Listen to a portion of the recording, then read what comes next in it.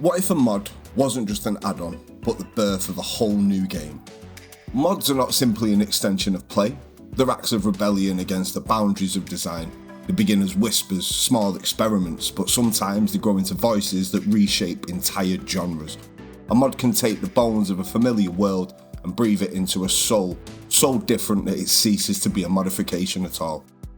Think of Counter-Strike, born from Half-Life's DNA, but transformed into a tactical ballad of precision and teamwork. It wasn't just a shooter anymore, it was a philosophy of competition, a new way of thinking about digital conflict.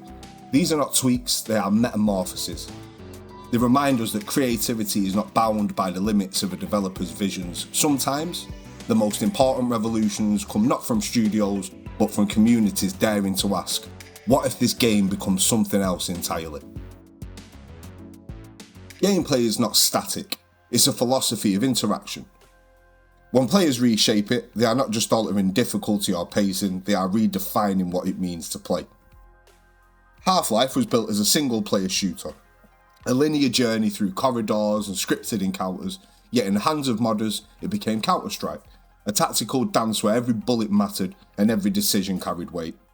Suddenly, the rhythm of play was no longer about survival against monsters, but about cooperation, precision, and human unpredictability. Warcraft 3 was a strategy game about armies and empires, but modders imagined something entirely different. Heroes instead of hordes, and battles defined by individuals rather than legions. From that came DotA, a game where mastery meant not managing resources, but embodying a single character, learning the strengths, weaknesses, and the role in a team. It was a radical rethinking of what strategy could mean. Arma 2, similarly, was a military simulator, a tool for realism, yet modders saw survival in its systems, hunger, thirst, fragility. Then they created DayZ, a world where the enemy wasn't just zombies, but it was scarcity itself. It wasn't about missions anymore, it was about existence. Every character became a story, every decision a gamble. These transformations remind us that gameplay is not fixed. It's fluid, malleable, and capable of becoming something entirely new when imagination dares to push its limits.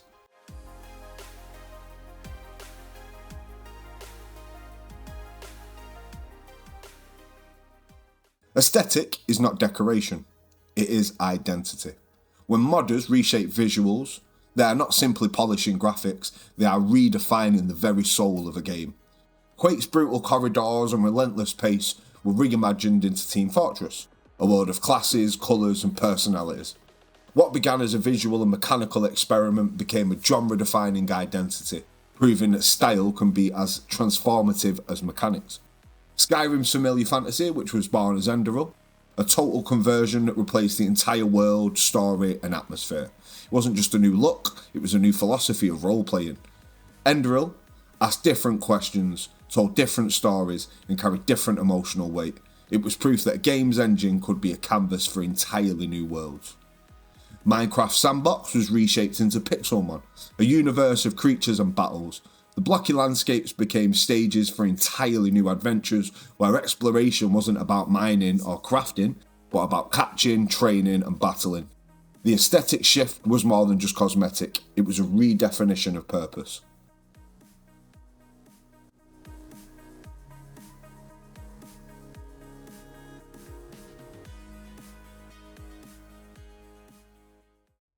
Mechanics are the laws of possibility. To change them is to rewrite the universe itself. Warcraft 3's custom maps turned strategy into defence, birthing the tower defence game. What began as a playful experiment became a genre that still thrives today. From mobile games to indie hits, it was proof that mechanics could be stripped down, reimagined and rebuilt into something entirely new. Arma 3's experiments with last man standing mechanics became the foundation for PUBG. What started as a mod was redefined into a standalone game, igniting the global battle royale phenomenon. Suddenly, the rhythm of play was no longer about missions or objectives, but about survival against dozens of other players, each encountering a story of tension and unpredictability. Half-Life 2 sandbox experiment became Gary's mod, a playground where rules dissolved and creativity became the only mechanic. It wasn't just a game, it was a platform. A space where players could invent their own genres, their own worlds, and their own philosophies of play. These were not just mere adjustments, they were revolutions in design and proof that the rules of play are never sacred and that new genres can emerge from the courage to break them.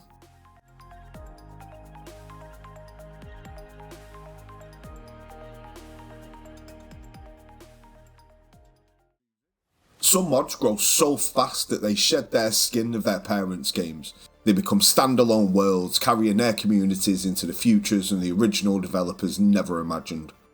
Half-Life 2 gave birth to Counter-Strike, Day of Defeat and Natural Selection among others, each beginning as a mod, each becoming a full game in its own legacy.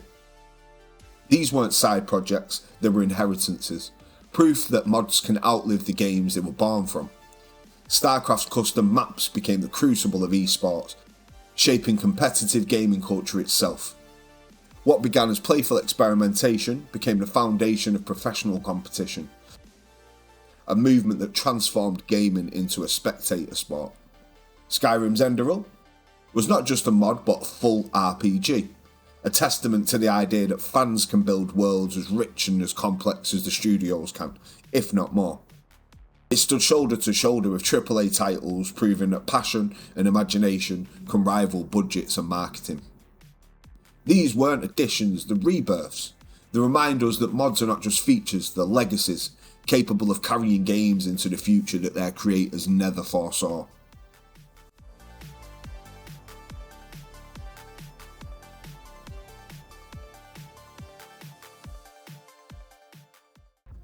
Worlds are not boundaries, they are beginnings. To expand them is to imagine new universes, each with its own laws, stories and communities. Warcraft's free DotA wasn't just an expansion, it was the seed of an entire competitive universe. It took the mechanics of strategy game and reshaped them into something entirely different, a universe of heroes, roles and endless battles. Minecraft's Terra Firma Craft turned a playful sandbox into a brutal survival sim. Suddenly the game wasn't about creativity but about endurance. Every block became a resource, every decision a matter of survival. Half-Life Sven co-op transformed a solitary shooter into a shared adventure. What was once isolation became companionship, proving that even the most solitary experiences can rewrite into collective journeys. These expansions remind us that these worlds are infinite and that imagination is the only map we need.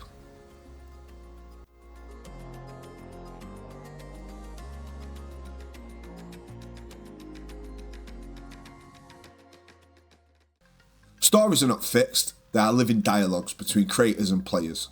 Mods that reimagine narrative do not simply add quests, they create new philosophies of meaning. Endreal's Forgotten Stories is from the Skyrim mod, a game with its own lore, characters and emotional resonance. It wasn't just a new adventure, it was a meditation on fate, morality and human fragility. Half-Life 2 became the Stanley Parable, a meta-narrative experiment that questioned choice, freedom and the nature of games themselves. It wasn't about shooting or surviving, it was about meaning, about the relationship between player and creator. Fallout New Vegas became Fallout New California, a new campaign that just felt like a full expansion, reshaping a wasteland into a different narrative universe. It wasn't just more content, it was a new story and a new philosophy of what Fallout could be. These weren't additions, they're reinterpretations, proof that storytelling is never finished but always evolving.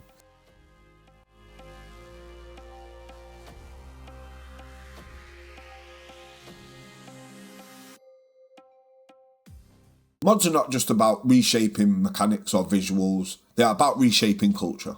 They remind us that games are not isolated products, but living canvases shaped by collective imagination. When communities gather around a shared vision, something extraordinary happens. A simple experiment can evolve into a genre, a playful idea can become a global phenomenon, and a passion project can outlive the game it was born from. What begins as curiosity often grows into legacy, carried forward by thousands of players who refuse to let a world fade. Mods matter because they prove that creativity is communal. They show us that the future of gaming is not only in the hands of developers, but in the hands of players who dare to imagine together. And in that shared act of creation, we see truth. Games are not static, they are alive, and the greatest revolutions are born from us. When mods change everything, they remind us that games aren't just products, they're canvases, and the artists are us.